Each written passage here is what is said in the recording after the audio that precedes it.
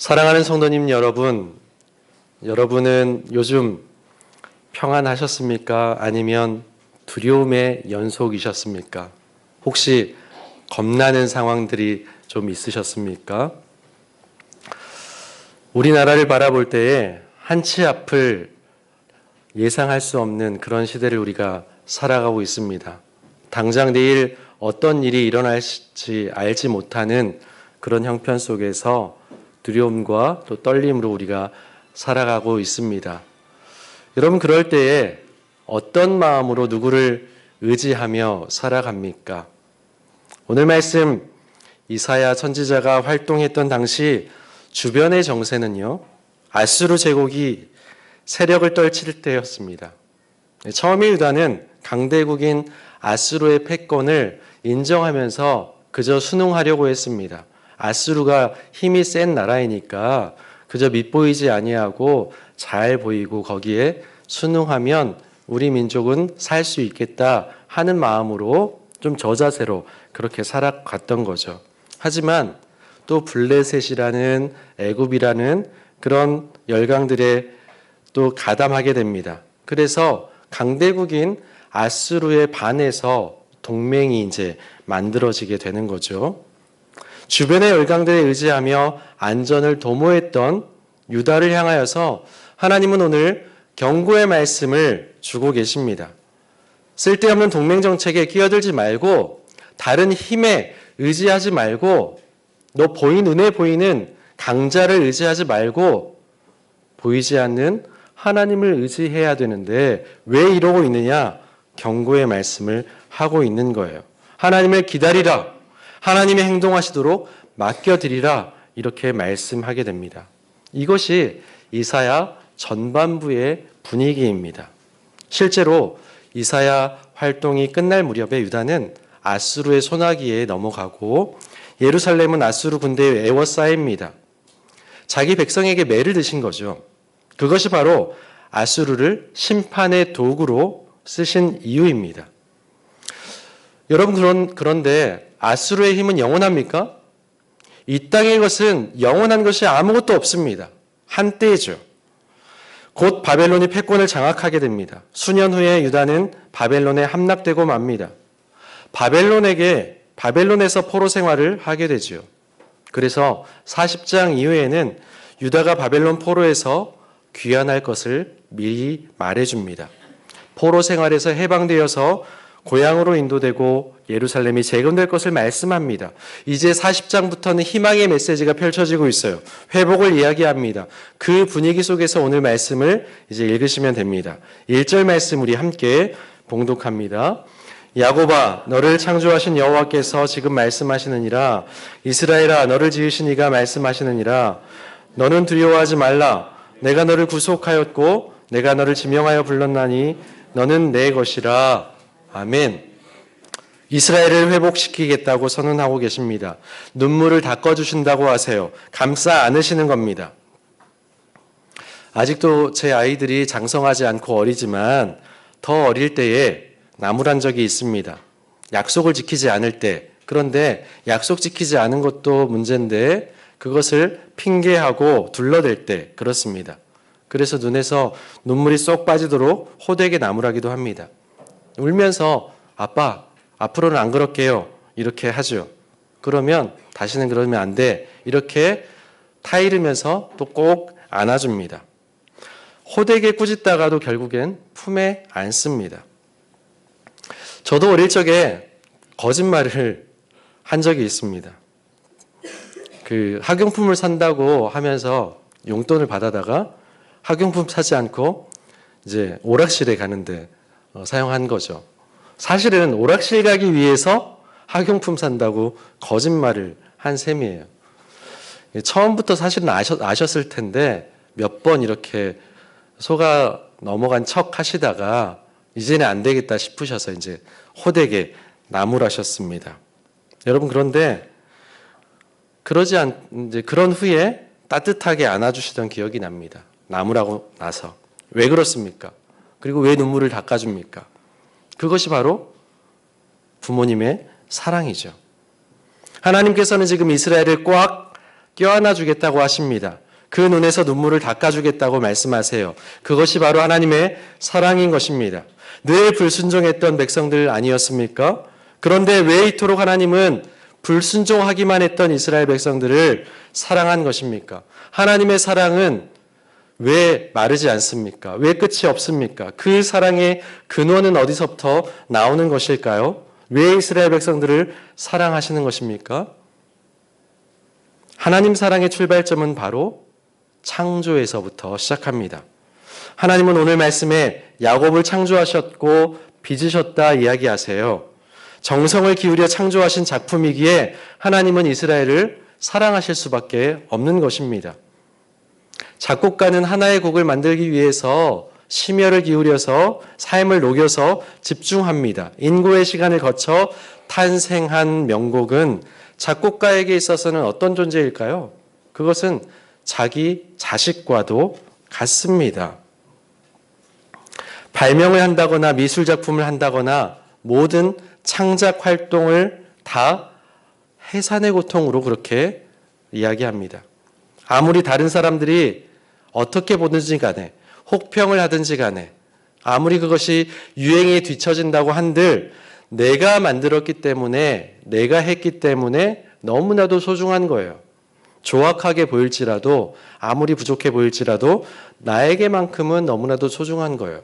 저도 어릴 때에 열심히 방학 숙제를 하면은 이렇게 몇 년 지나고 보면은 참 유치하기 짝이 없죠. 그런데 그게 너무나도 소중합니다. 왜요? 내가 했기 때문에, 나만의 이야기이기 때문에, 나의 작품이기 때문에 누가 뭐래도 소중한 겁니다. 하나님은 야곱을 창조하셨어요. 이스라엘을 지으셨습니다. 인간을 흙으로 빚으신 것처럼 이스라엘을 빚으셨어요. 배 아파 낳은 자식이기에 사랑하지 않을 수 없는 겁니다. 그 하나님이 저와 여러분을 지으셨습니다. 하나님이 만드신 존재들이란 말입니다. 그래서 우리를 사랑하실 수밖에 없는 거예요. 오늘 본문 1절에서도 말씀하지만 마지막 절 7절에서도 한 번 더 강조하고 있는데 한번 주의 깊게 잘 보십시오. 내 이름으로 불려지는 모든 자, 곧 내가 내 영광을 위하여 창조한 자를 오게 하라. 그를 내가 지었고 그를 내가 만들었느니라. 이스라엘을 창조하신 하나님이란 한 민족을 탄생시키고 발전시킨 하나님이라는 말씀이세요. 그저 그냥 만들어 놓고만 마는 것이 아니라 계속 함께 하시고 돌보시고 먹이시고 입히시고 양육하셨다는 말입니다.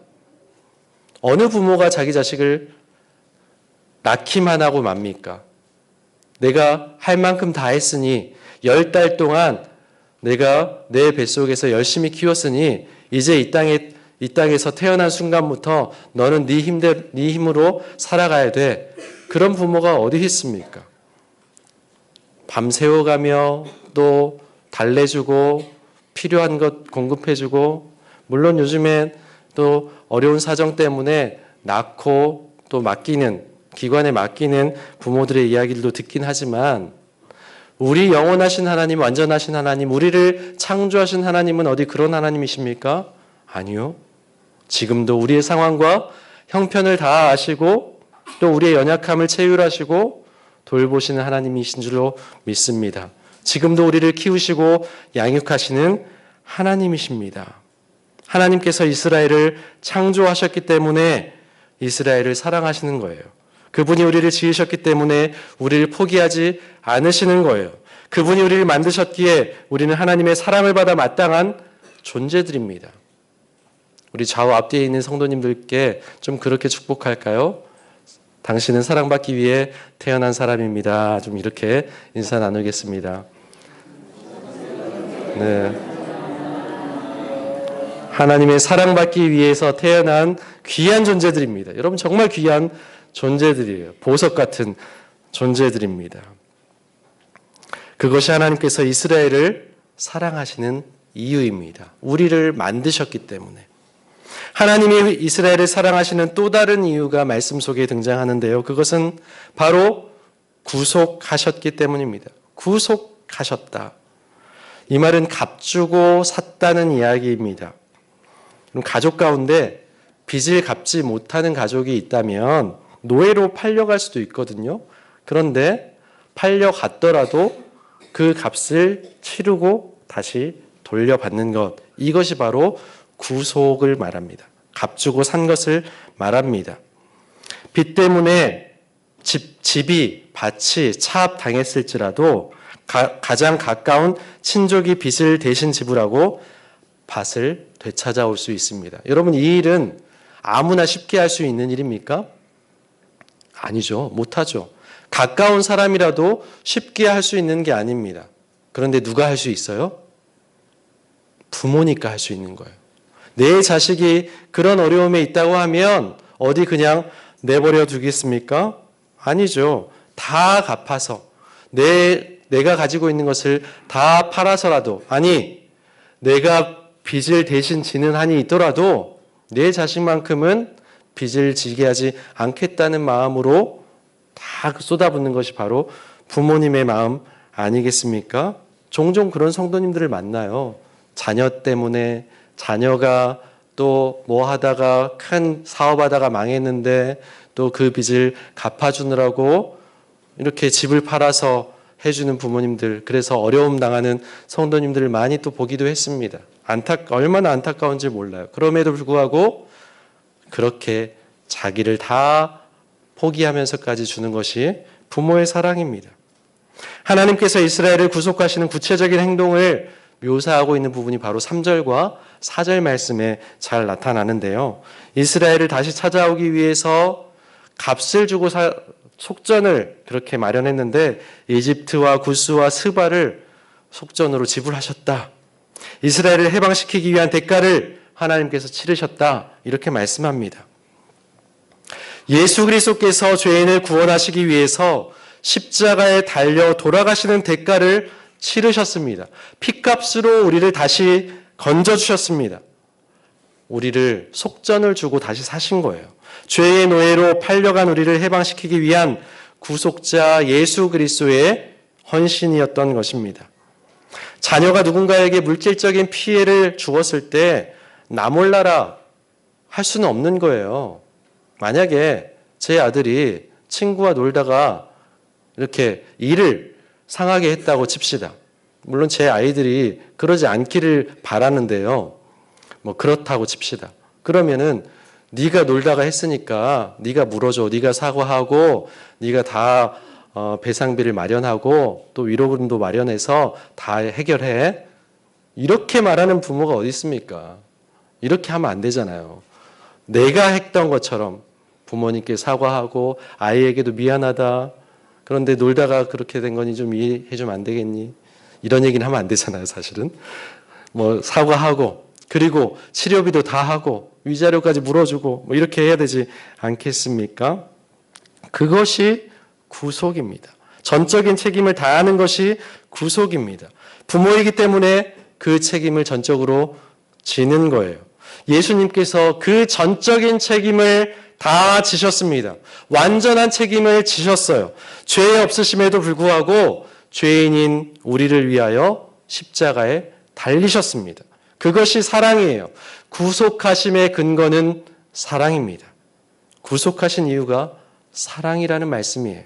바꾸어서 말하면 우리를 구속하셨기 때문에, 구원하셨기 때문에 사랑하신다는 말씀입니다. 다시 1절 하반절 말씀을 보시면 하나님께서 이렇게 말씀하시죠. 내가 너를 지명하여 불렀나니 너는 내 것이라. 내가 너를 지명해서 불렀다. 이름을 하나하나 불렀다는 거예요. 이름은 부모가 자녀에게 붙여주는 거죠. 아이가 태어났을 때 혹은 입양할 때 그에게 이름을 지어주게 됩니다. 부모가 자식의 이름을 지을 때 대충 지어주는 부모가 있습니까? 그럼 제가 아들이 셋인데 제 아들 둘은 연년생이거든요. 막내 셋째 아는 좀 터울이 있어요. 첫째 아들이 김단, 둘째 이름이 김결. 그래서 합치면 어떻게 됩니까? 단결 이렇게 되잖아요. 그러니까 혹자는 무슨 아이 이름을 그렇게 대충대충 지었어? 이렇게 얘기하는 거예요. 근데 다 기도하는 마음으로 심혈을 기울여서 지은 거거든요. 제가 성경 인물 가운데 다니엘을 정말 사랑하고 좋아합니다.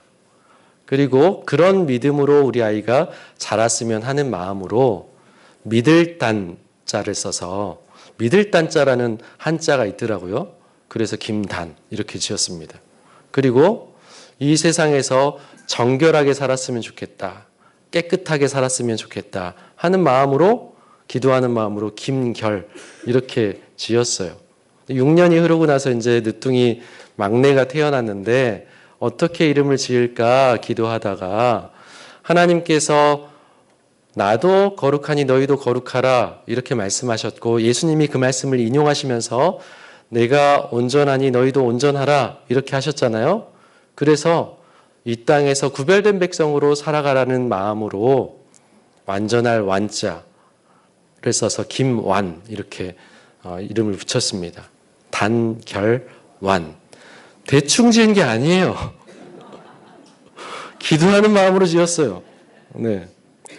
물론 옛날에는 대충 짓기도 한 것 같습니다. 자녀의 이름을 대충 지을 수는 없습니다. 그것을 지을 때에는 뭐가 담겨 있습니까? 부모의 소망이 담겨 있어요. 이 아이가 어떻게 자랐으면 좋겠다는 부모의 바람이 담겨 있습니다.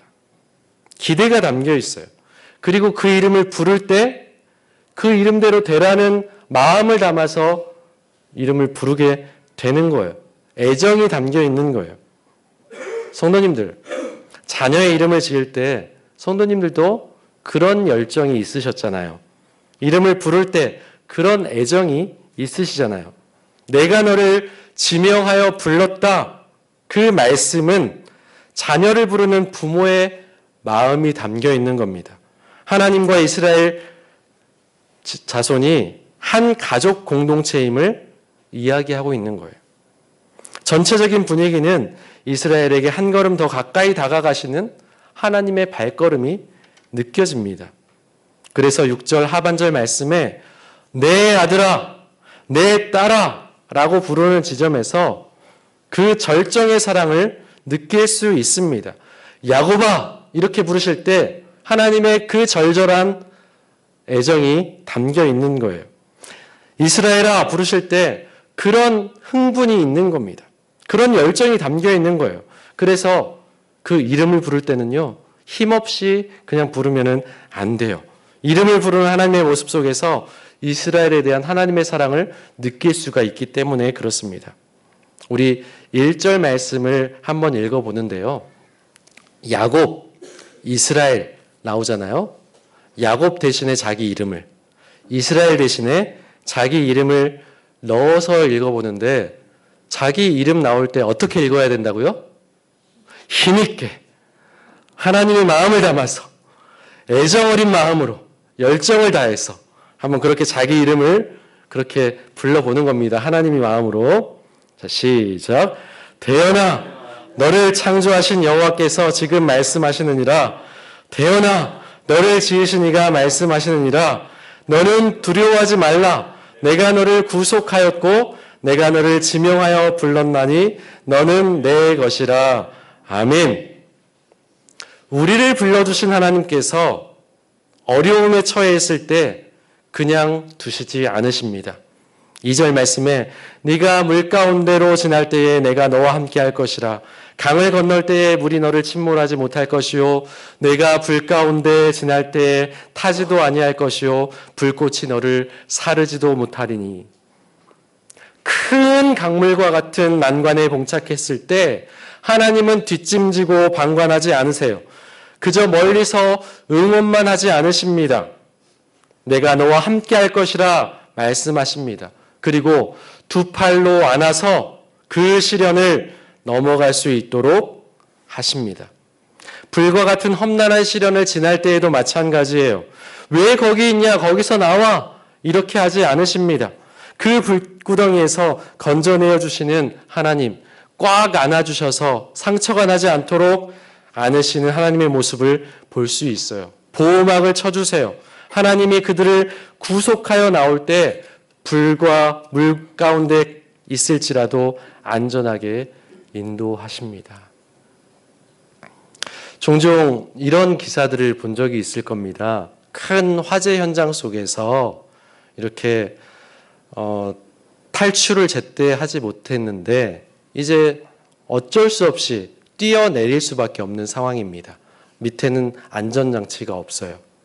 근데 사랑하는 아들, 딸을 이렇게 지키기 위해서 꼭 안고 그렇게 자기 몸이 상하는 쪽으로 이렇게 떨어져서 이렇게 엄마는 사망하고 딸은 크게 다치지 않고 구조될 수 있었다. 이런 기사도 본 적이 있습니다. 또는 불구덩이 속에서 꼭 껴안고 마지막 순간까지 자식을 구하기 위해서 마지막까지 다 제가 될 정도로 탈 때까지 있었던, 물론 안고 있었던 자녀도 결국은 사망하고는 말았지만 그래도 끝까지 지키고 있었다는 그런 기사도 본 적이 있습니다. 6.25 전쟁 중에 있었던 일화 하나가 있습니다. 후퇴하는 중에 이렇게 다리를 폭파해야 되는 작전이 있었습니다. 그런데 그 작전을 이제 지휘하는 미군 장교가 어디서 들려오는 아이의 울음소리가 들리는 거예요. 그래서 잠시 작전을 중단시키고 그 소리를 찾아서 다리 밑으로 이제 내려갑니다. 그랬더니 놀랄 만한 광경이 펼쳐져 있어요. 발가벗은 여인이 아직 탯줄을 끊지도 못해서 막 태어난 아이를 이렇게 자기 옷을 다 벗어가지고 하나씩 하나씩 덮어주고 자기는 거기서 얼어 죽고 아이는 살아난 거죠. 지켜낼 수가 있었던 거죠.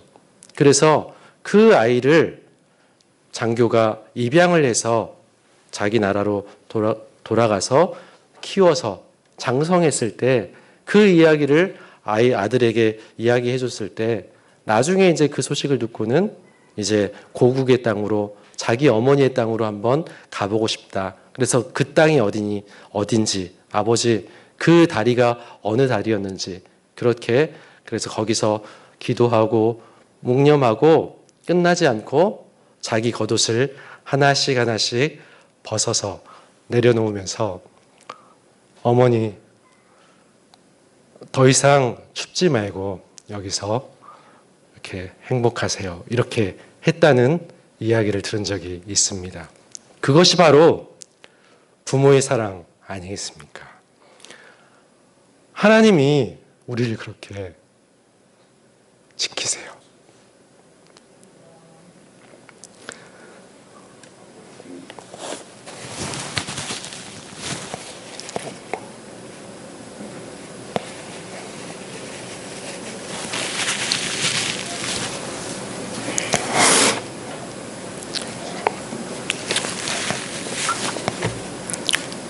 죄송합니다.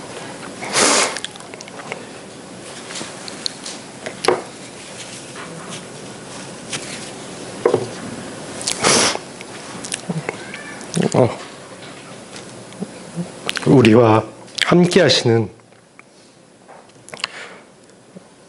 임마누엘 하나님은 5절 말씀에서도 만날 수 있어요. 우리 5절 말씀 다 같이 봉독하겠습니다. 시작.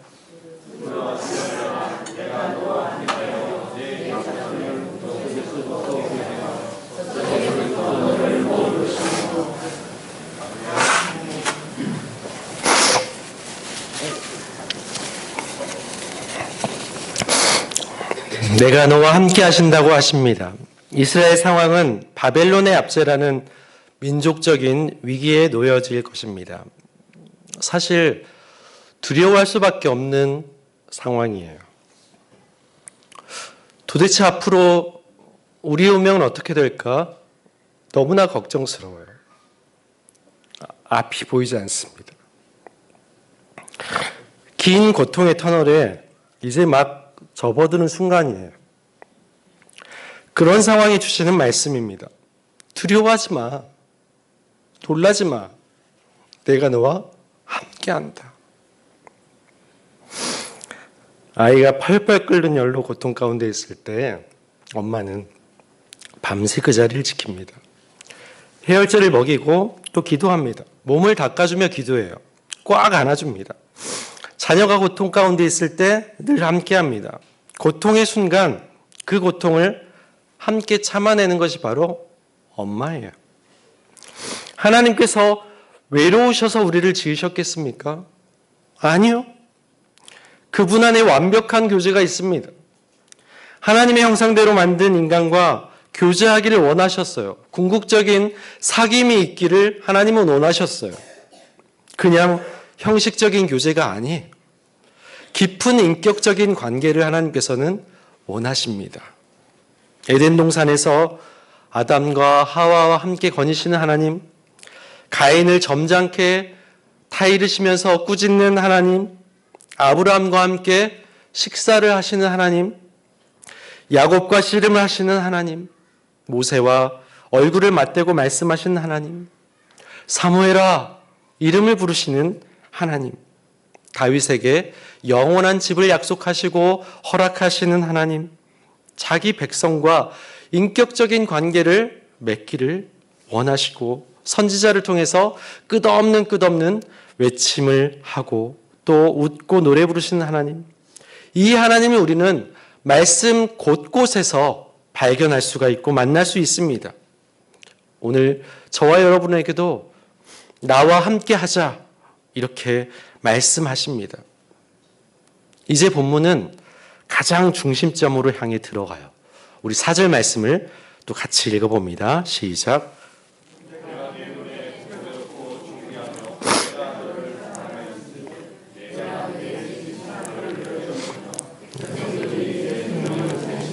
아멘.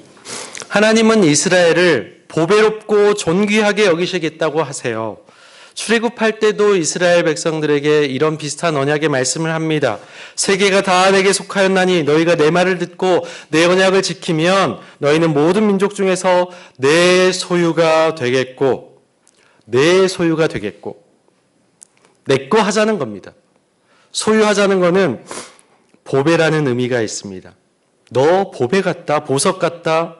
이것은 너 내 거 하자. 일종의 사랑 고백이잖아요. 여러분 드라마에 보면 요즘에는 그런 표현하면은 좀 오글거린데 예전에 상남자가 이렇게 고백하지 않습니까? 너 내 거 하자. 이렇게 하지 않습니까? 여러분 이왕에 연애 이야기가 나왔으니까 연애할 때 한번 떠올려 보십시오. 네, 연애 세포가 혹시 다 죽으셨습니까? 다시 좀 연애 세포를 좀 깨워보세요. 네, 다시 한번 옛날로 좀 돌아가 보십시오. 안 보면 보고 싶잖아요. 그렇죠? 같이 있어도 보고 싶다고 말하잖아요. 그리고 보고 있어도 보고 싶다고 하잖아요. 도대체 이게 무슨 말인지 그때는 모르지만서도 그렇게 마음이 있지 않습니까? 눈이 초롱초롱 반짝반짝 빛납니다. 아마 지금 결혼을 앞둔 두 분 집사님이 아마 그런 마음이실 것 같아요. 한참 이렇게 보석과 같습니다. 여러분 그런데 예뻐서 보석이 아니라 정확히 말하면 사랑스럽기 때문에 보석인 겁니다. 그냥 그 자체로 귀한 존재예요. 너는 내 것이라 말씀하시면서 하나님은 우리에게 사랑 고백을 하고 계시는 겁니다. 이제 말씀을 맺으려 합니다. 하나님은 사랑이십니다. 그 하나님이 우리를 창조하셨어요. 우리를 만드셨기에 우리를 사랑하실 수밖에 없습니다. 우리를 만드셨기에 누구보다도 나를 잘 아십니다. 나의 상황, 형편을 잘 아시는 분은 창조주 하나님이십니다. 사랑하시기에 우리와 늘 함께 하십니다. 사랑하시기에 우리를 전적으로 책임져 주십니다. 그리고 죄로 죽었던 우리를 값주고 예수 그리스도의 핏값을 주고 우리를 다시 건져주시고 사오셨습니다. 사랑이신 하나님을 늘 기억하며 어떠한 순간에라도 물 가운데 불 가운데 지나는 것과 같은 큰 강물을 건너는 것과 같은 고난과 어려움 가운데 놓여질지라도 지금 그런 상황 가운데 계시다면 하나님의 말씀을 들으십시오. 두려워하지 말라. 내가 너와 함께함이라. 놀라지 말라. 나는 너의 하나님이다. 내가 너를 지명하여 불렀다. 너는 내 것이라 말씀하시는 그 음성을 들을 수 있기를 바랍니다. 우리 찬양으로 이 고백을 드렸으면 좋겠습니다. 나의 안에 거하라. 이 찬양 함께 드리겠습니다.